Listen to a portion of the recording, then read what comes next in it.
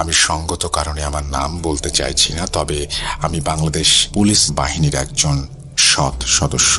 বর্তমানে আমি বরিশাল রেঞ্জের কোনো এক জেলায় কর্মরত আছি। আমার জীবনে রয়েছে 3টি ঘটনা, যার ভেতর থেকে আমি একটা শেয়ার করছি। সোজা ঘটনায় চলে আসি। প্রথমে আমার পারিবারিক বর্ণনায় আসছি, নতুবা মানুষ কতটা হিংস্র হতে পারে তার পুরোপুরি আপনারা বুঝতে পারবেন না। আমার পরিবারের আমি একমাত্র পুত্র সন্তান। আমি ব্যতীত আমার আরো 2টি বোন আছে, যারা আমার বড়। আমার মা আমার চাকরির শুরুতেই মারা যান। বাবা মারা যান চাকরির 6 বছরের মাথায়। নিকটতম আত্মীয় বলতে কেউ নেই। 2 বোন আছেন তাদের পরিবার নিয়ে। তাদের কাছে সাহায্য সহানুভূতি মেলে না। আমি বিয়ে করি আমার চাকরি যখন 3 বছর অতিক্রম করেছে, তখন যা ছিল আমার পছন্দের একটা মেয়েকে। তার জন্মস্থানের দূরত্ব আমার থানা থেকে আনুমানিক 30 কিলোমিটার। এখন ঘটনায় যাই। ঘটনা 1।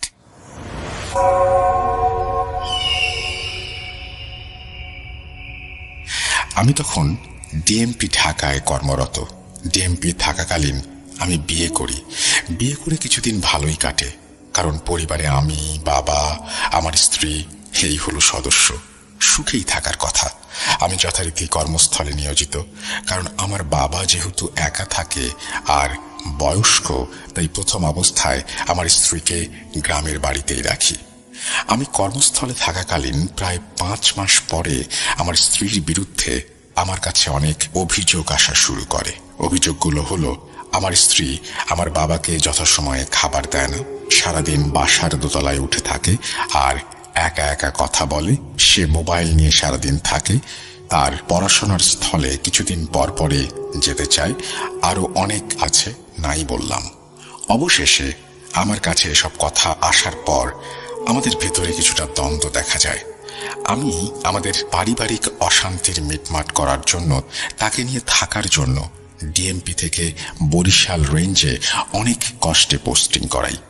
আমি আপনাকে বুঝাতে পারবো না যে নিচু পদে কর্মচারীরা কতটা অবজ্ঞার শিকার হয় আমাদের পুলিশ বিভাগে। যাই হোক, একটা জেলায় পোস্টিং হয়। আমি তাকে নিয়ে পারিবারিক সমস্যা দূর করতে কর্মস্থলে বসবাস করা শুরু করি। কিন্তু আমার স্ত্রীর কাছে আসাটাই যে আমার জীবনের জন্য সবচেয়ে বড় অভিশাপ হয়ে দাঁড়াবে তা আমি জানতাম না। ছোট করলাম রাসেল ভাই। আমার স্ত্রীর কিছু খারাপ কাজ আমার চোখে সরাসরি ধরা পড়ে। সে আমার দূরে থাকার কারণে একটা অনৈতিক সম্পর্কে জড়িয়ে পড়ে। খারাপ বলতে যা বোঝায় তাই। আমি এসব কষ্টে মরে যাই অবস্থা, কারণ সে আমার অনেক পছন্দের একটা মানুষ ছিল। বলে রাখি, আমি আইটি বিষয়ে, কম্পিউটার রিলেটেড বিষয়ে খুব দক্ষ ছিলাম এবং আমার পুলিশ বিভাগের সফটওয়্যার রিলেটেড সিডিএমএস, পিআইএমএস, মামলা লেখা আরো অনেক কিছু সহ ফেসবুক হ্যাক করতে পারতাম। আমার স্ত্রীর প্রতি নানা কৌতূহল থাকার কারণে আমি প্রথমবার কারো ফেসবুক হ্যাক করি। এই হ্যাক করাটাই আমার জীবনকে কষ্টের সমুদ্রে নিক্ষেপ করে। পরবর্তীতে হ্যাক করি যার সাথে অনৈতিক সম্পর্কে জড়িয়ে আছে তারটা। আমি অনেক তথ্য সংগ্রহ করি, আর এসব তথ্য প্রমাণ সংগ্রহ করার পর আমি তার কলেজে যাতায়াতের প্রতি লক্ষ্য রাখি। তারপর হাতে নাতে ধরা পড়ে আমার কাছে। আমি যথারীতি আমার অবস্থান থেকে প্রতিবাদ জানাই আর বাসায় নিয়ে আসি। আসার পর তাকে 2টি থাপ্পড় মারি, কিন্তু আমার মনের ভেতর তার জন্য ক্ষমা বিষয়টা কাজ করছিল। জানতাম না আমার প্রতিবাদ করাটা আমার জীবনকে শেষ করে দেবে, মৃত্যুর মুখে নিয়ে যাবে। ঘটনা 2। আমার স্ত্রী রাগ করে আমার বাসা ত্যাগ করে তার বাবার বাড়ি চলে যায়। বলে রাখি, আমার স্ত্রী ছিল 5 বোন। কেন বললাম তা আপনাদের কাছে পরে বলছি। আমি যথারীতি আমার স্ত্রীর বিষয়ে সবকিছু আমার স্ত্রীর বড় ভাইকে জানাই। তার কোনো প্রতিক্রিয়া আমি দেখতে পাই না, কিন্তু আমি যে আমার স্ত্রীকে 2টি থাপ্পড় মেরেছি সে বিষয়ে সে আমাকে অনেক হুমকি ধামকি দিতে থাকে। আমি অবাক হয়ে যাই। আমি মধ্যবিত্ত পরিবারের হওয়াতে চাকরির ভয়ে তর্কে না জড়িয়ে তার কথার কোনো উত্তর দেই না। আমি তার বোনদেরকে জানাই ও তাদের কাছে আমার স্ত্রীকে বাসায় ফিরিয়ে দেবার জন্য রিকোয়েস্ট করি, কিন্তু জানতাম কি কি ভয়ঙ্কর জীবন অপেক্ষা করছে আমার জন্য। আমার স্ত্রী ফিরে আসে, কয়েকদিন ভালোভাবে কাটছিল। একদিন অফিস থেকে ফিরে এসে আমার স্ত্রীকে বাসায় দেখতে না পেয়ে কল দেই। সে জানায় পাশের বাসায় ভাবির বাসায় আছে। আমি না ডেকে আমার কাছে বাসার আরো একটি চাবি থাকায় ঘরে প্রবেশ করি। যখন আমি আমার পোশাক খুলতে যাই তখন আমার পোশাকের পকেট থেকে 5 টাকার একটা কয়েন পড়ে যায়। কয়েনটা খাটের পায়ের কাছে গড়িয়ে গেলে আমি নিয়ে যখন আনতে যাই তখন সামান্য একটা লাল কাপড়ের টুকরো আমি আমার পায়ের কাছে দেখতে পাই। তখন আমার কোনো কৌতূহল হয়নি, কারণ ময়লা পড়ে থাকতে পারে ভেবে টাকা নিয়ে চলে যাই। যথারীতি চলছে আমাদের পারিবারিক জীবন। একদিন বিকেলে পুলিশ লাইন মাঠে ফুটবল খেলে যখন বাসায় একটু তাড়াতাড়ি আসি, এসেই যখন দরজা নক করি তখন প্রায় 9 মিনিট পরে আমার স্ত্রী এসে দরজা খুলে দিলে আমার রাগ হয়, কারণ আমি ভিজে দাঁড়িয়েছিলাম। আমি রুমে গিয়ে লক্ষ্য করি যে মরিচ পুড়ালে যেরকম ঝাঁঝালো গন্ধ আসে ঠিক তেমন গন্ধ আসছে। আমি ফ্রেশ হতে ওয়াশরুমে গেলে দেখতে পাই আমার স্ত্রী গ্যাসের চুলোতে সরিষা পুড়াচ্ছে। আমি জানতে চাই সরিষা দিয়ে কি করবে। আমার স্ত্রী আমাকে উত্তর দেয়, জানো তো, কিছু সরিষা অনেক কাজে লাগে। এদিকে এমন ঘটনা ঘটতে থাকে প্রায় প্রতিদিন। ঘটনা 3। একদিন বাড়ি থেকে খবর আসে যে বাবা স্ট্রোক করেছে। আমি অফিস থেকে 11টার সময় বাসায় চলে আসি। আসার পর দেখি যে আমার প্রবেশের সাথে সাথে আমার স্ত্রী খুব অস্থির হয়ে পড়ে। আমি অস্থির হওয়ার কারণ ও বাড়ির বিষয়ে জানতে চাইলে সে বলে যে বাড়ির বিষয়ে সে কিছু জানে না। বলে রাখি, প্রায় 3 মাস বাবা আমাদের সুখের জন্য হোটেলে ও চাচাতো বোনের বাসায় খাবার খেত। বাবারা হয়তো এমনই হন। আমি যখন বাসায় আমি দেখি বিছানার ওপর সাদা কাপড় পড়ে আছে, তার উপরে লাল একটা কলম পড়ে আছে। আমি 7-5 না ভেবে বাবার কথা বলে তাকে রেডি হতে বললে সে বলে, তুমি যাও, আমি যাব না। রাতে থাকবা কি করে? সে বলে যে পাশের বাসার ভাবির সাথে থাকবে। আমি কথা না বাড়িয়ে চলে যাই। বাবা স্ট্রোক জনিত কারণে প্যারালাইজড হয়ে যায়, খুব মানসিক কষ্টে পড়ে যাই। আমি হাসপাতালে রেখে চলে আসলে আমার ভেতরেই প্রথম কোনো প্রবলেম দেখতে পারি। ততদিন পর্যন্ত সুস্থ ছিলাম যতদিন পর্যন্ত সাদা কাপড়ের ব্যবহার হয়নি। আমি খেতে পারতাম না। খেতে না পারায় আমার স্ত্রী আমাকে রাতে গরুর দুধ খেতে দিত। জানতাম না যে এটা তার যন্ত্রণা দেওয়ার নতুন কৌশল। আমার মনে হচ্ছে মাঝখানে কিছু অংশ একটু এলোমেলো হয়ে গেছে, দেখি পরবর্তীতে তার সমাধান আসে কিনা। ঘটনা চালে যাচ্ছি। আমি নামাজে ছিলাম, যার কারণে খুব একটা বেশি প্রভাব আমার উপরে পড়েনি। আমার মৃত মায়ের হয়তো দোয়া আমার সাথে কাজ করেছে। যাই হোক, আমি ঘটনাসমূহ বলি। তার এমন কর্মকাণ্ড আর আমার শারীরিক অবস্থার পরিবর্তন হতে থাকলে আমি ডাক্তার দেখাই। ডাক্তার বলে যে আপনার রক্তশূন্যতা দেখা দিয়েছে। আমি বুঝতে পারি যে আমি অসুস্থ। বলে রাখি রাসেল ভাই, আমি আমার স্ত্রীর সাথে থাকার সমস্ত আগ্রহ হারিয়ে ফেলি। এটা তার কালো জাদুর প্রভাব। আমি ঔষধ ও খাবার দাবার খাই, কিন্তু কোনো পরিবর্তন হয় না। আমি নামাজ পড়তে পার্শ্ববর্তী এক মসজিদে যাই, আর হুজুরের সাথে দেখা হলে সে আমার সাথে আলাপচারিতা করতে থাকে, কারণ সে আমার ফুটবল খেলার প্রচুর ভক্ত ছিল। আমি ডিএমপির মূল একাদশে ফুটবল খেলেছি। আমার শরীরের এমন অবস্থা কেন জানতে চাইলে আমি হুজুরের কাছে সব কথা খুলে বলি। সে আমাকে বলে যে আপনি সময় করে সেই খাটের পায়ার লাল কাপড়টা আমার কাছে নিয়ে আসবেন। সাদা কাপড়ের কথা হুজুরের কাছে বলতে আমার মনে থাকে না। সুযোগ বুঝে স্ত্রী রান্না করার সময় আমি খাটের পায়ার থেকে বের করার চেষ্টা করি এবং সেই কাপড়টি পেতে সমর্থ হই।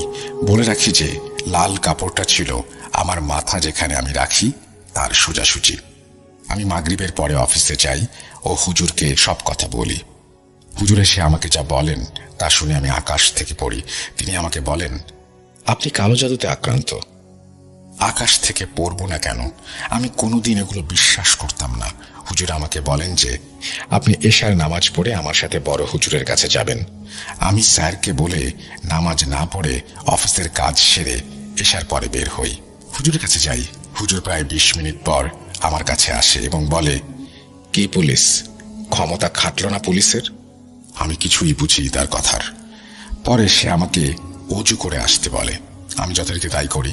আমাকে মাদুরে বসিয়ে হুজুর কি যেন পড়ে জিন হাজির করেন। হাজির করার সময় দেখতে পাই যে তার টিনের ঘরের ওপর থেকে কে যেন মচর মচর করে হেঁটে ঘরে প্রবেশ করছে, আর দরজা খোলা ছিল। আমি বসা ছিলাম হুজুরের মুখোমুখি, কিন্তু কাউকে প্রবেশ করতে দেখিনি।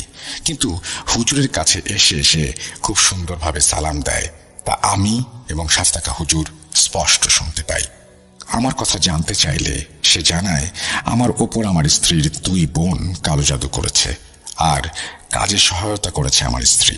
তাদের উদ্দেশ্য হচ্ছে আমার পরিবার থেকে আলাদাকরণ আর আমার স্ত্রীর বাধ্যকরণ। বলে রাখি, আমি সব ধরনের নির্যাতন এই ঘটনার 4 মাসে সহ্য করেছি, কিন্তু কোনো প্রতিবাদ করতাম না। অথচ তাদের কালো জাদুতে কিছুটা ভুল হওয়াতে আমার মৃত্যু হবে না, কিন্তু শরীর আস্তে আস্তে শুকিয়ে যেতে থাকবে। এই সব আমার হুজুর আমাকে জানান।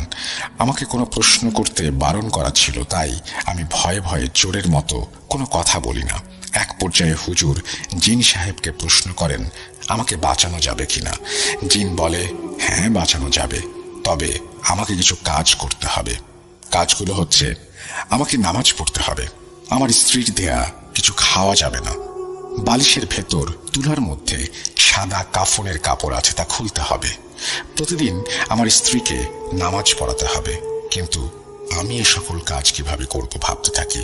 ভাবতে ভাবতে আমার ভাবনার উত্তর জিন দিয়ে দেয়। সে বলে, তুমি পারবে না আমি জানি, তবে তোমাকে আমরা সাহায্য করব।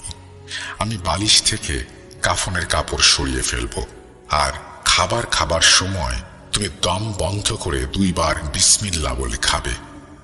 আমি তার কথা মতো সায় দিলে সে হুজুরের কাছে অনুমতি নিয়ে চলে যায়।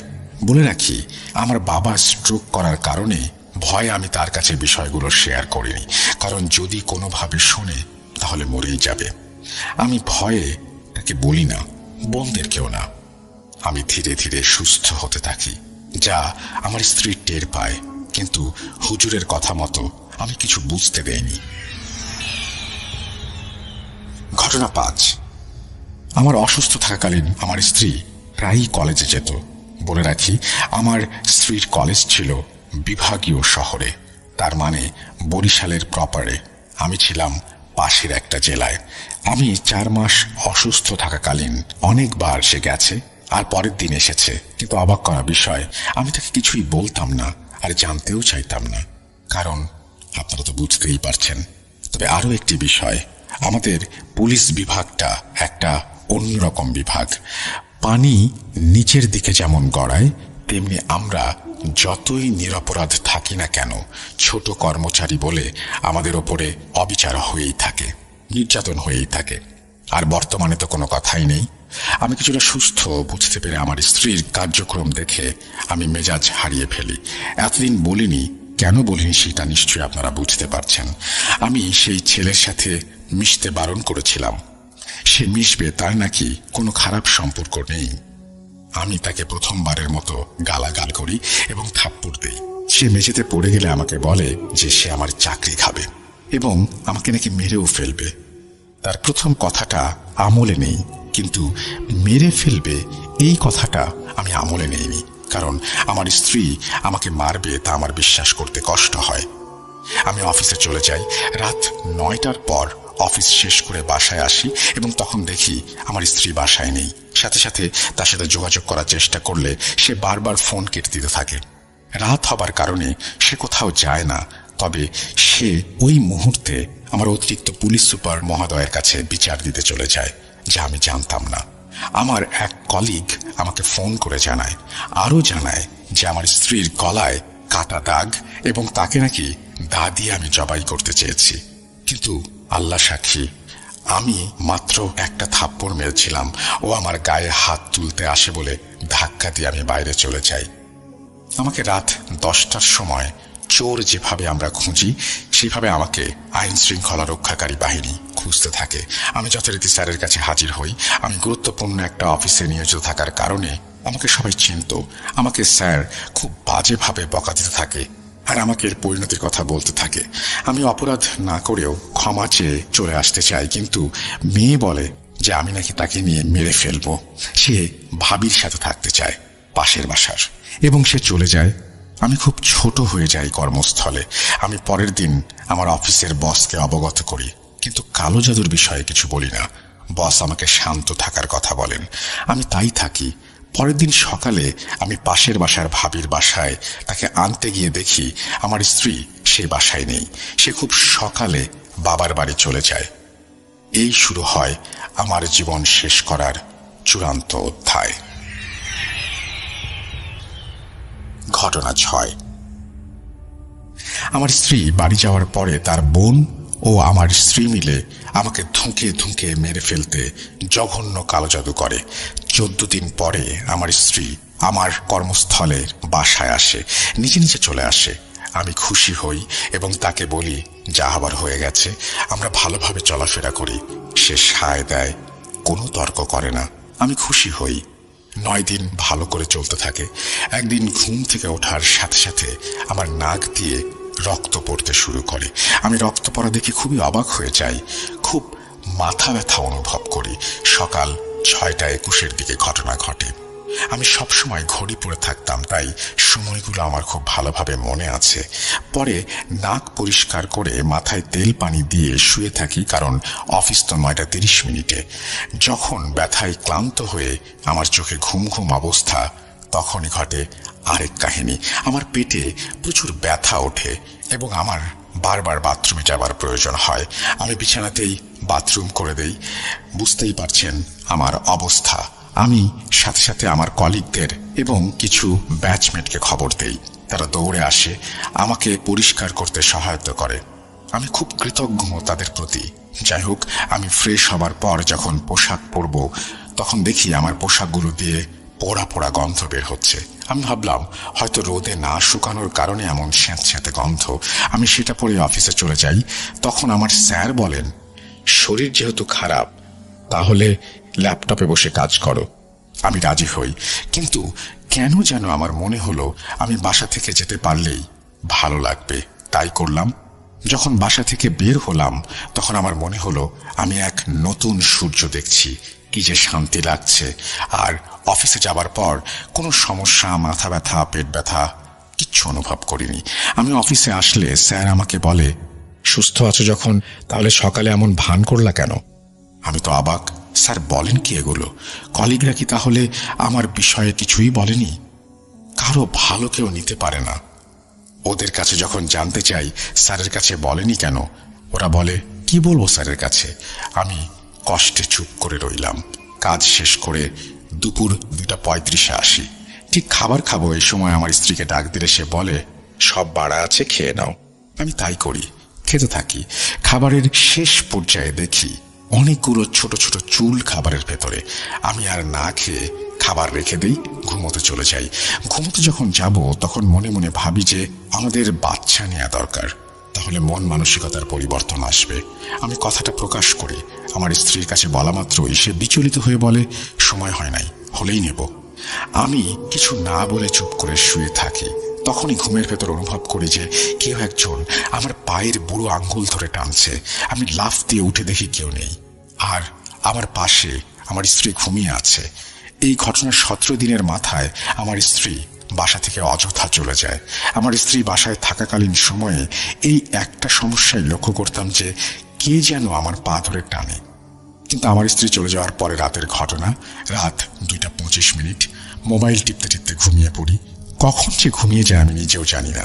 সেদিন ছিল শনিবার, রাত আনুমানিক 3:10। আমার কান সবসময় সজাগ থাকে, সেই জন্য আমি ওই সময় আওয়াজ পেতে থাকি যে আমার রান্নাঘরে 4 থেকে 5 জন মিলে কথা বলছে আর কি যেন খাবার খাচ্ছে। শব্দ শোনার পরে আমি উঠে বসি ও মোবাইল খুঁজতে থাকি। ঘুমের কারণে বুকের ওপর আমার মোবাইলটা পড়ে যায় আর খাপ খুলে যায়, যার কারণে কোথায় যেন বন্ধ হয়ে থাকে। আমি তো ভয়ে ফুলে 3 জন হয়ে গেছি। কি করব?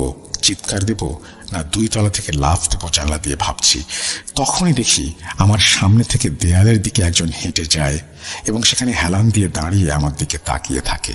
আর বাইরে কি কারণে যেন জোরে কুকুর ডাকতে শুরু করে। আমি বুঝতে পারি না কেন এমন ঘটছে। আমার এমন সাহস ছিল, যদি কেউ আমাকে গভীর রাতে নদী পার হতে বলতো তাও পারতাম, কিন্তু এখন দেখি আমি ভয়ে মারা যাচ্ছি। আমি জোরে জোরে আল্লাহ আল্লাহ বলতে থাকি এবং যত সূরা জানি আমি সব সূরা পড়তে থাকি। সেই মুহূর্তে আমার কাছে আসতো না কালো ছায়াগুলো শুধু বিছানার চারপাশে ঘুরতে থাকে। সজ্ঞানে কতক্ষণ এভাবে ভয়ানক বিষয়গুলো দেখেছি। চারপাশে কুকুরের ডাক, ঘরের ভেতরে দৌড়ের শব্দ, ঘুটঘুটে অন্ধকার। আমি পাগল হয়ে যাচ্ছিলাম। আমি যখন সুইচ বোর্ডের নিকটে যাই লাইট জ্বালাতে, দেখতে পাই আমার সামনে থেকে ছায়াময় চারজনের একজন জোরে আমার বুকের ওপরে উঠে আঘাত করছে। আমি চিৎকার দিয়ে খাটের সাথে বাড়ি খাই। আমার বুকের ওপর আঘাত করার ফলে আমার নাক দিয়ে রক্ত পড়ছে এবং সেটা আমি অনুভব করতে পারি। আমি যখন পড়ে যাই তখন উপলব্ধি করি যে অন্য একজন আমার ডান পায়ের বুড়ো আঙুল ধরে টানছে, আর কি যেন সব বলছে বুঝতে পারছি না। সাথে সাথে আজানের শব্দ আমার কানে আসে এবং সেই শব্দ আসা মাত্র নিমিষেই সবকিছু উধাও হয়ে যায়। আমি ঘামিয়ে যাই আর কান্না করতে থাকি। কি করব ভাবতে ভাবতে একটা সময় ক্লান্ত হয়ে ঘুমিয়ে পড়ি। সকালে উঠে দেখি আমার নাক দিয়ে রক্ত গড়িয়ে পড়ে আমার গায়ে থাকা স্যান্ডো গেঞ্জি ভিজে গেছে। আমি অফিস শেষে হুজুরের কাছে গেলে যে দেখি যে হুজুর তার মেয়ে জামাই বাড়িতে গেছে। মনে চাইছে তখনই জোরে কান্না করে দেই। কি করব ভাবতে ভাবতে শেষ আমি।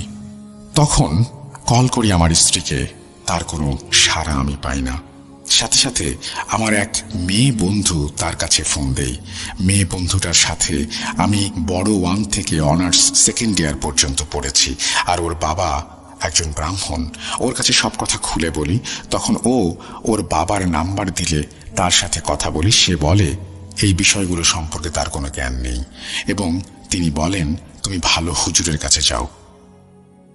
রাতে অফিস শেষ করে বাসায় নামাজ পড়ি। কোরআন শরীফ পড়তে পারতাম না, তাও আমার কাছে রাখি। সাথে রাখি আমার বাসায় থাকা দা আর আমার ব্যক্তিগত আত্মরক্ষার জন্য ব্যবহৃত একটি বার্মিজ গিয়ারওয়ালা চাকু, যার বর্তমান মূল্য ৩২০০ টাকা। আমি যথারীতি শুয়ে পড়ি, কিন্তু ঘুম তো আসতে চায় না।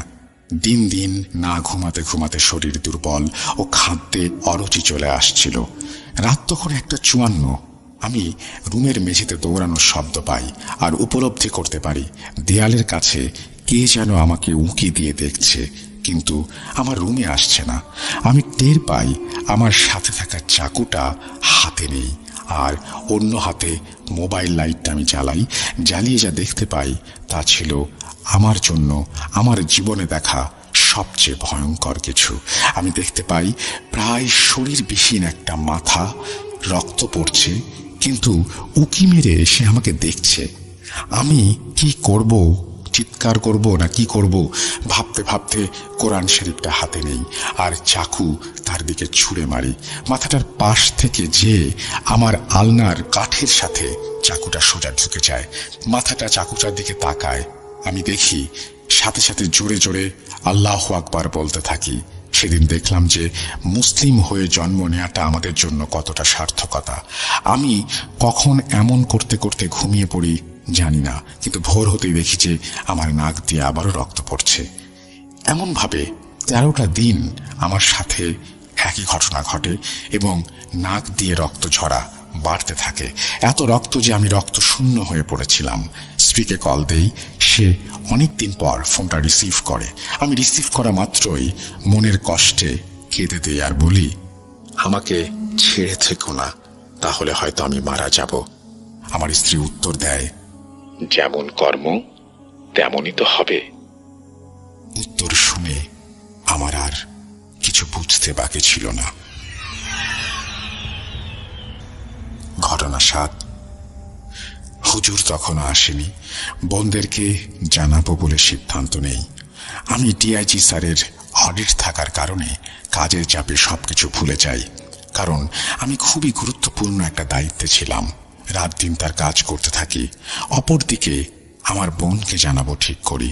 সেই দিন রাত আনুমানিক ১১টার সময় বাসার তালা খুলতে পারছি না, কিন্তু নতুন তালা খুব সহজেই খুলে যেত। পরে অনেকক্ষণ বাদে খুলতে সমর্থ হই। ঘরে ঢোকা মাত্রই অদৃশ্যকে যেন আমার বুকের ওপর জোরে লাথি মারে এমন উপলব্ধি হয়, আর আমি সোজা গিয়ে পড়ি জানালার গ্লাসের কাছে। আমার হাত কেটে যায়। আমি চিৎকার দেওয়া মাত্র ওপরের বাসা থেকে ভাবি দৌড়ে আসে। তার সন্তানকে নিয়ে। দরজা খোলাই ছিল, আটকানোর সময় পায়নি, তার আগে আঘাত করা হয়েছে। ভাবি আসা মাত্রই কালো অবয়বটা সরে যায়। ভাবি জানতে চায়, ভাই কি হয়েছে? আমি বলি, ভাবি জানি না। আমি ছিটকে পড়ে যাই। সে আমাকে ধরে তুলে খাটের উপরে বসায়। আমি তাকে চলে যেতে বলি, কারণ বাসায় আমি একা আর তিনি একজন মহিলা, তাই চলে যেতে বলি। সেও কথা মেনে নিয়ে চলে যায় আর বলে ভাত দিয়ে যাব কিনা। আমি শুধু এক গ্লাস পানি দেবার কথা বলি, সে দিয়ে চলে যায়। ঘটনার রাত আমার সাথে যা ঘটে, কি করে তার কষ্ট আপনাদেরকে বুঝাই। আমার চাকুটা আমি খুঁজে পাচ্ছি না। সেদিন রাত থেকেই শুরু হয় আমার প্রতি কালো ছায়ার নির্যাতন। নামাজ পড়তে পারি রক্তের কারণে। আমি কোরআন শরীফ এনে রাখবো, সেই মুহূর্তে আমাকে পুরো শূন্যে তুলে আঘাত করা হয়েছে। আমি খুব ব্যথা পাই আমার কোমরে। আর অন্য একজন কি যেন বলে, তাদের ভাষা আমি কখনো বুঝতে পারতাম না। অপর এক কালো ছায়া, তাকেও আমি ঠিক বুঝতে পারতাম না। এই প্রথম তার কথা আমি বুঝতে পেরেছি। তার কথা ছিল, এই তো এখনই তোকে মেরে ফেলতে পারি, এখনই মারছি না, যেন তোকে তিলে তিলে শেষ করতে পারি। আর কথাগুলো ছিল আমার স্ত্রীর কণ্ঠের। আমি ব্যথায় খুব কান্না করতে থাকি, আমি কিছুই করতে পারছি না। তখন সেই অবয়বটা বলে, তোর বোনকে জানাবি? তাহলে তোর বোনকে কালই হত্যা করব। তোর বোন তো লেকের পাড় থেকে আসা যাওয়া করে, তাই না? আমি শুনে প্রথম তাদের কথার উত্তর দেই। আমি বলি, কোনো দিন বলবো না, কিন্তু অপরাধ কি? আমার বলা মাত্রই আমার বুকের ওপর সজোরে আঘাত আসে। আবার রক্তে ভিজে যায় আমার বুকটা। আমি নাক চেপে রাখি। আমি মনে মনে বলি, কেন আমি মারা যাই না, জ্ঞান হারাই না। আমি কখন যে রক্ত পড়তে পড়তে ঘুমিয়ে যাই মেঝেতে জানি না। সকালে আমাকে সবাই হাসপাতালে নিয়ে যায়। আর সময় ছিল বেলা 3টা। আমার কলিগরা আমাকে বলে, যখন তোমাকে স্যার ফোন দিতে বলে তখন প্রায় 19 বার তোমাকে কল দিয়ে না পেয়ে তোমার বাসায় পাঠালে দেখতে পারি যে তুমি উপর হয়ে শুয়ে আছো আর তোমার বুকের নিচে থাকা রক্তগুলো বিড়াল চেটে চেটে খাচ্ছে। বিড়ালটা খুব কালো, এত কালো বিড়াল আমরা দেখিনি। বিড়ালের চোখটাও কালো। আমি দেখে সাথে সাথে দৌড়ে নিচে নেমে কল দেই। বলে রাখি, আমি রাতে দরজা লাগাতে পারিনি, সময় পাইনি। অন্য সবাই চলে আসে, আমাকে হাসপাতালে নিয়ে যায়। আমি কিছুটা সুস্থ হলে ডাক্তার আমাকে শরীরে রক্তে অনেক অভাব তাই বলে। আমার কেউ আপন ছিল না, তাই কারো কাছে না বলে আমি চুপ করে থাকি আর ডাক্তারের দেওয়া ঔষধপত্রগুলো খেতে থাকি। কলিগরা জানতে চায় কি হয়েছে। আমি বলি না তাদের কাছে, কারণ যদি ওইগুলো আমার বেশি ক্ষতি করে। তাই বলি, পড়ে যায় আর নাক ফেটে যায়। 3 দিন ঠিক থাকার পর হুজুরের খোঁজে বের হই। এবার একটা কথা বলি রাসেল ভাই, পুলিশের চাকরিটা একটা অন্য ধরনের চাকরি। ছুটি ছাটা এখানে অনেক কষ্টকর। আমাদের দায়িত্বটা এরকম। যাই হোক, আমি হুজুরকে পাই। সে আমাকে 1 দিন পর যেতে বলে আর আমাকে দেখেই বলে, তোমাকে ওরা খুব কষ্ট দিবে, মারবে না। আমি হুজুরকে বলি, বাঁচতে চাই না। হুজুর বলে, কাল এসো, আসার পর। বিরূপ প্রভাব পড়তে থাকে আমার ওপর আমার অফিস থেকে। অনেক কাজ জানার কারণে বের হতে পারছিলাম না। কথা মতো আমি 1 দিন পরে হুজুরের কাছে যাই। হুজুর বলে, বসো আর বলো, খাবে কিছু? না হুজুর। কয় বেলা খাওনি? হুজুর, 5 দিন পানি কলা আর রুটি ছাড়া কিচ্ছু খাইনি। আমি ভাত খাবো কয়টা? হুজুর শুনে কেঁদে দেয়। আমি 2 প্লেট ভাত কিভাবে খাই টের পাই না। হুজুর আমাকে শান্ত করে তারপরে বলে, বাবা, তুমি কি অপরাধ করেছো তোমার বউয়ের সাথে? আমি তাকে বলি সব কথা, পূর্বের কথা। হুজুর বলে, তোমার স্ত্রী তোমাকে আস্তে আস্তে শেষ করার জন্য আবার কালো জাদু করেছে। আমি তাকে বলি, হুজুর, কোন কারণে সে করবে? প্রথম কারণ তুমি তাকে মেরেছ, আর অন্য কারণ হলো তোমাকে সে নিজে থেকে ছাড়তে পারছে না। তাহলে তো কাবিনের টাকা পাবে না। বলে রাখি, আমার সম্পর্কের বিয়ে ছিল, তাই বিশ্বাস করে আমি আমার স্ত্রীকে 10 লক্ষ টাকার কাবিন করি। হুজুরের কথায় আসি।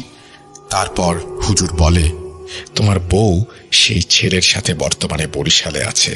সেই ছেলেও তোমার ওপর, তোমার ছবির ওপর কালো জাদু করছে। তারা দুইজনে তোমার উপরে কালো জাদু করছে। তোমার স্ত্রীর উদ্দেশ্য হলো তোমাকে তিলে তিলে মেরে ফেলা বা নির্যাতন করে টাকা নেয়া। সেই ছেলের উদ্দেশ্য তোমাকে মেরে ফেলা। হুজুর, আমি গরিব মানুষ, কোথায় পাবো এই টাকা? বাবার কাছে বলো। বাবা প্যারালাইজড, সে জানতে পারলে মরে যাবে। আমি কান্না করতে থাকি। আমি কি করব?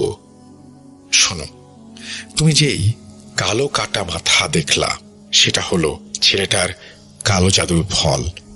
ও তোমাকে সেদিন মেরে ফেলতো যদি না তোমার কাছে সেদিন কোরআন শরীফ থাকতো। আর যাদের দৌড়ের শব্দ তুমি শুনেছ, তারা মূলত দৌড়ায় না। মোট 4টা জিন তোমার পেছনে ক্ষতি করার জন্য লাগিয়ে দেয়া হয়েছে। তারা তোমাকে মেরে ফেলতে চায়। একজন তোমাকে বাঁচিয়ে রাখতে চায়, তিল তিল করে মেরে ফেলতে চায়। এটা নিয়েই জিনদের মধ্যে আবার মতবিভেদ রয়েছে, এবং তাদের সেই তর্ক বিতর্ক বা তাদের সেই মারামারি, সেগুলো শব্দই তুমি পেয়েছ। কাটা মাথাটা সেদিন ওদের পরাস্ত করতে পারে আর তোমাকে হত্যা করতে চায়, কিন্তু বেঁচে যাও। আর 3 জন তোমাকে বুকে আঘাত করে যাতে তুমি ব্যথা পাও, রক্ত শেষ হয়ে মারা যাও। ছেলেটা তোমাকে কালো জাদু করতে তোমার বাসার সামনের মাটি, তোমার পায়ে রাখা জুতোর ময়লা মাখা মাটি, শ্মশানের পোড়া হাড়, মাথার খুলি তান্ত্রিক দ্বারা ব্যবহার করিয়েছে।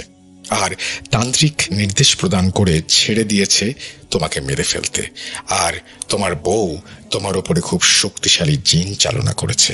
তারা চাইলে তোমাকে এখনই মেরে ফেলতে পারে, কিন্তু নির্দেশ অনুসারে তারা কাজ করবে। তোমার স্ত্রী যখন বাসায় আসে দ্বিতীয়বার বাবার বাড়ি থেকে, তখন যেই 17 দিনের মতো তোমার বাড়িতে ছিল, এই কয়দিন তারা তোমার ওপর কালো জাদু করেছে। তোমাকে বান মেরেছে, খুব ভয়ানক বান, যা আমি কাটাতে পারবো না। আর চেষ্টা করে যদি ব্যর্থ হই তাহলে তো রক্ষাই নেই। তোমার বউ তোমার গায়ের পুরনো জামা নিয়ে যায়, তোমার চুল নিয়ে যায়, একদামে গামছা কেনে, সিঁদুর কেনে, লাল ও সাদা কাপড় কেনে, হরিণের চামড়া কেনে, কাফনের কাপড় কেনে, বাচ্চাদের হাড় সংগ্রহ করে, অনেক কিছু, যা দ্বারা তোমার স্ত্রী এবং তার বোনেরা তোমার প্রতি কালো জাদু করেছে। আর অনেক টাকার দ্বারা তারা এই কাজটি করিয়েছে। আমি নীরব পাথর হয়ে কথা শুনতে থাকি, আর চোখ থেকে অঝরে পানি পড়তে থাকে। এ কাকে ভালোবাসলাম আমি?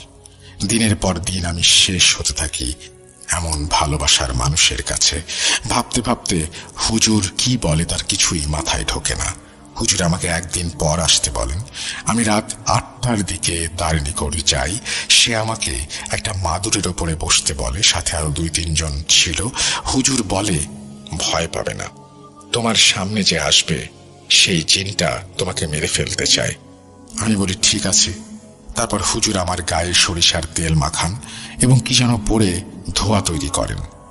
আমি সহ সবাই তার কিছুক্ষণ পরেই দেখতে পাই হুজুরের টিনের চালা ভেঙে একটা কালো ছায়া প্রবেশ করছে। আর তার একটু পরেই আরো একজন হুজুর গোছের সুন্দর একজন প্রবেশ করে। হুজুর খারাপ জিনটাকে প্রশ্ন করেন, তোমার কি ক্ষতি করেছে এই ছেলে যে তোমরা তাকে মারতে চাও? খারাপ জিনটা উত্তর দেয়, আমি তাকে মারতে চাই না, তবে প্রতিদিন আমাকে নির্যাতন করা হয় যাতে তাকে মেরে ফেলি।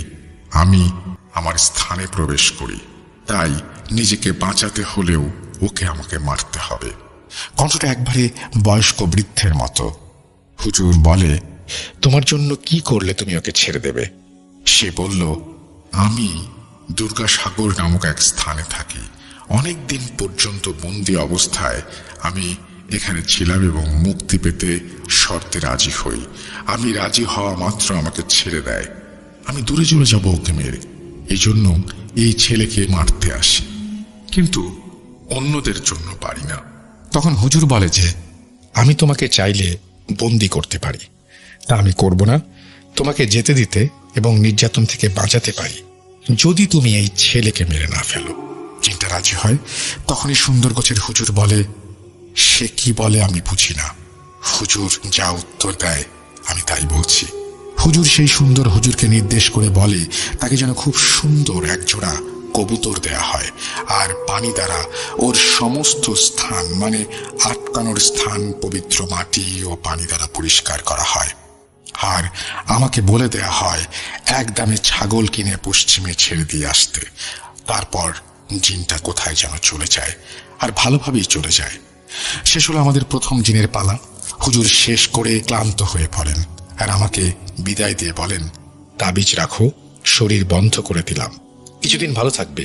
ওদের 3 জনের হাত থেকে আমি বাঁচাতে পারবো বলে আমার মনে হয় না, তবে আল্লাহর ওপর ভরসা রাখো, সে সর্বশক্তিমান, ক্ষমতাবান। আমাকে হুজুর নির্দেশনা দেন যে নামাজ যেন আমি পড়ি। ঘরের প্রধান দরজার নিচে কাঠ খোদাই করা তাবিজ বের করতে, আমার পুলিশি শুয়ের ভেতর সেলাই করা লাল একটি সুতো আছে, যে সুতোটি আমার স্ত্রী আমাকে সেলাই করে দিয়েছে, সেটা পানিতে ফেলে দিতে। আর গোসল যেখানে করি তার ময়লা যেখান দিয়ে যায় তার স্টিলের কাভারের নিচে তাবিজ ঝুলানো আছে, সেটাতে আগুন দিয়ে দিতে। আমার ল্যাপটপের ভেতরে সাদা কাগজ মুড়িয়ে রাখা হয়েছে, সেটা বের করতে। আর আমার রক্তে যা মিশে আছে তা বের করা যাবে না, তাই তিল তিল করে রক্ত শূন্য হয়ে আমি মারা যাব। রাসেল ভাই, আমার দান করা রক্তে হয়তো বেঁচে আছে প্রায় 21টা মানুষ, কিন্তু কি নির্মম পরিহাস, আজ আমি রক্ত শূন্যতায় প্রতিদিন মারা যাচ্ছি। প্রতিদিন আমাকে আঘাত করা হয় আর নাক থেকে রক্ত গড়িয়ে পড়ে। বুকের পাঁজর আঘাতে ভেঙে যেতে চায়, কিন্তু ভাঙে না। ঘটনা 8। আপন বলতে শুধু বাবা, সেও কিছুদিন পরে মারা যান।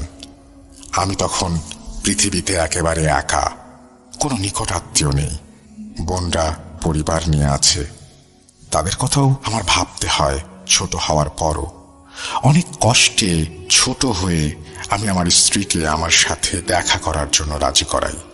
একদম একা, সে আসেও কোনো এক স্থানে আমার সাথে দেখা করতে। আমি আমার কষ্টের চোখের পানি আটকাতে পারিনি। তার পাটা জড়িয়ে ধরে আমি তাকে বলি, কি আমার অপরাধ? সে কোনো অনুশোচনা না করে বলে, তুই কোনোদিন বুঝতে পারবি না, যা হবার হবে। আমি শান্ত হয়ে নিরুপায় হয়ে জানতে চাই, কি হলে আমাকে মুক্তি দেবে তোমরা?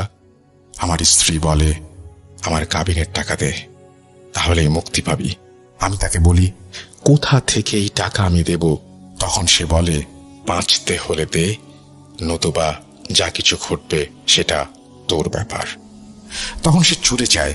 আর আমার বিভাগের কোনো এক পুলিশের বুদ্ধি নিয়ে আমার বিরুদ্ধে পুলিশ হেডকোয়ার্টারে অভিযোগ করে এবং ডিআইজি বরিশাল মহোদয়ের কাছেও সে অভিযোগ যায়। আমার বিরুদ্ধে বিভাগীয় মামলার চার্জ গঠন করা হয়। আমি সাময়িকভাবে বরখাস্ত হই।